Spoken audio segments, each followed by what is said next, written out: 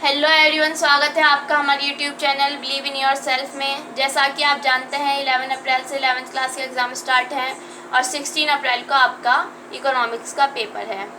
आज हम सॉल्व करेंगे इकोनॉमिक्स का सैम्पल पेपर जो GNCT ऑफ दिल्ली द्वारा इशू किया गया है।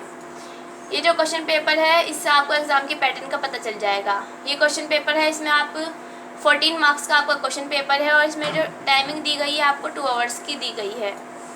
इस क्वेश्चन पेपर में आपके 13 क्वेश्चंस हैं। हर एक क्वेश्चन के सामने उसके मार्क्स दिए हुए गए हैं और इसके 2 मार्क्स वाले इसमें 5 क्वेश्चन हैं, 3 मार्क्स वाले आपके 5 क्वेश्चन एंड 5 मार्क्स वाले आपके 3 क्वेश्चंस हैं। इस क्वेश्चन पेपर में एक केस आधारित जो है आपका क्वेश्चन है। 2 मार्क्स वाले क्वेश्चन का आंसर आपको 3 to 50 वर्ड्स में देना है। 3 मार्क्स वाले क्वेश्चन का आंसर आपको 15 to 18 वर्ड्स में देना है एंड 5 मार्क्स वाले क्वेश्चन का आंसर आपको 18 to 120 वर्ड्स में देना है।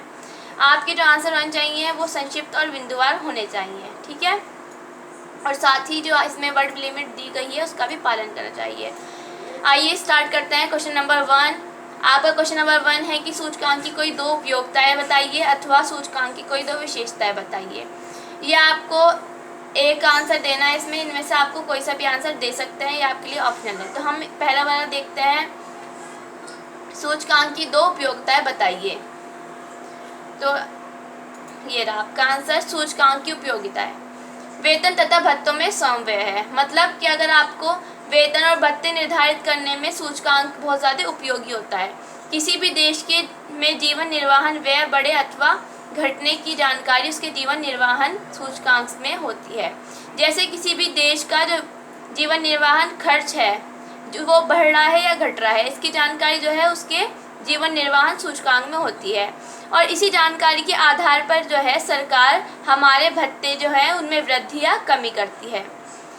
इसमें सेकंड ऑप्शन देखते हैं, जो सूचकांक होता है ये व्यापारी वर्ग के लिए बहुत ज़्यादा उपयोगी होता है।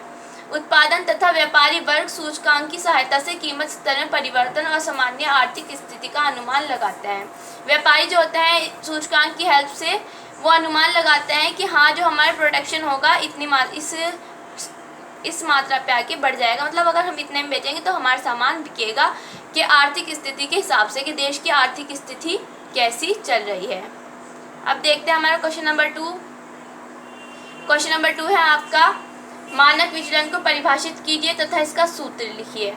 यह सेकंड है आपका, मानक विचलन के 2 गुण तथा 2 दोष लिखिए। हम इसका फर्स्ट आंसर देखते हैं, मानक विचलन को परिभाषित कीजिए तथा इसका सूत्र लिखिए। तो इसका आंसर हम देखते हैं, मानक विचलन जो है परिक्षेपण का एक अत्यंत संतोषजनक वैज्ञानिक विधि है।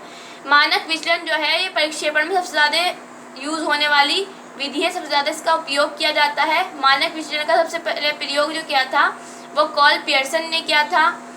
मानक विचलन की डेफिनेशन है कि मानक विचलन समांतर मध्य से लिए गए विचलनों के वर्ग का मध्य वर्गमूल है, ठीक है। इसका फॉर्मूला है x बार इक्वल टू √σ² अपॉन में n। अब देखते हैं हम इसका थर्ड क्वेश्चन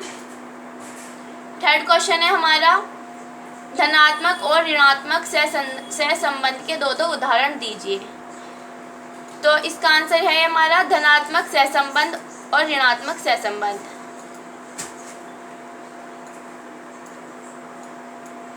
धनात्मक सहसंबंध के उदाहरण, धनात्मक सहसंबंध वो होता है जिसमें अगर आपकी एक चर में वृद्धि होने से दूसरे चर में वृद्धि होती है। जैसे कि आप अगर जूतों के माप बढ़ने से अगर जूतों की मांग अगर बढ़ रही है तो पॉलिश की मांग भी बढ़ेगी। जूतों की मांग में वृद्धि होने से क्या है, पॉलिश की मांग में वृद्धि होगी। इसमें एक साथ 2 चरों में वृद्धि हो रही है, क्या है, एक धनात्मक सहसंबंध है। सेकंड इसका उदाहरण है, एग्जाम्पल है कि इलेक्ट्रॉनिक उपकरण की मांग बढ़ने से बिजली की अधिक खपत होगी। जैसे जैसे इलेक्ट्रिक जो है उपकरण की मांग बढ़ेगी ऐसे ऐसे बिजली की मांग बढ़ेगी। अब देखते हैं ऋणात्मक सहसंबंध के 2 उदाहरण।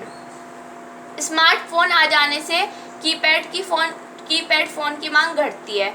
ऋणात्मक सहसंबंध वो होता है कि जिसमें एक चर में वृद्धि होने से दूसरे चर में क्या है, कमी हो जाती है। तो जैसे जैसे स्मार्टफोन आ गया है ऐसे कीपैड की मांग में घटती जा रही है। अगर हम चाय की मांग घटने से क्या है, कॉफ़ी की मांग बढ़ जाएगी।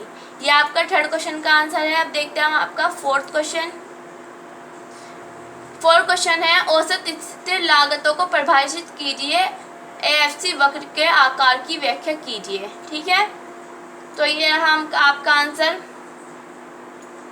औसत बंधी लागत और स्थिर लागत। औसत बंधी लागत जो होती है उसका क्या मतलब होता है कि वो स्थिर रहती है। औसत बंधी लागत जो है उत्पादन की प्रति इकाई बंधी लागत है कि आपकी उत्पादन की एक इकाई में आपकी कितनी लागत लग रही है। जब एक इकाई का उत्पादन किया जाएगा तो औसत बंधी लागत है 10 है। जब आपने एक इकाई का उपयोग किया तो औसत बंधी लागत क्या है 1 थी। अब आप उत्पादन की 5 इकाइयों का उपयोग कर रहे हैं तो औसत बंधी लागत 2 हो गई। औसत बंधी लागत उत्पादन में होने वाली वृद्धि के साथ घटती जाती है। जैसे जैसे आपके उत्पादन में वृद्धि होगी तो आपके ऐसे क्या है औसत बंधी लागत क्या है घटती जाएगी। इसका ये जो है औसत बंधी लागत का ये है आपका ग्राफ। ठीक है, ये ग्राफ भी यही शो कर रहा है जैसे जैसे आपके उत्पादन में वृद्धि होगी ऐसे क्या आपकी बंधी लागत क्या है घटती जाएगी।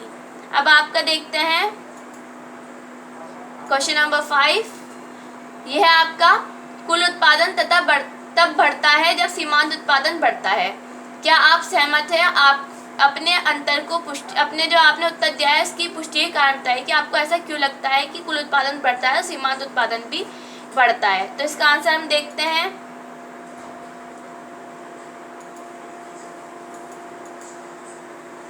सीमांत उत्पादन से एमपी जिसे हम मार्जिनल प्रोडक्शन भी कहते हैं, कुल उत्पादन जिसे हम टीपी मतलब टोटल प्रोडक्शन भी कहते हैं।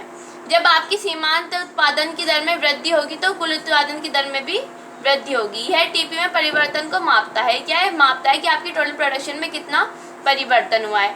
जब सीमांत उत्पादन 0 होता है तो कुल उत्पादन में कोई परिवर्तन नहीं होता है। इसका अर्थ है कि जब सीमांत उत्पादन 0 होगा तो कुल उत्पादन भी अधिकतम होगा। तो आज की वीडियो में हम इतना ही सॉल्व करेंगे। जो आगे का सैम्पल पेपर है इसके लिए हम सेकंड पार्ट लाएंगे। तो वीडियो को ज़्यादा से ज़्यादा शेयर करें, लाइक करें और कमेंट्स करें। Thank you.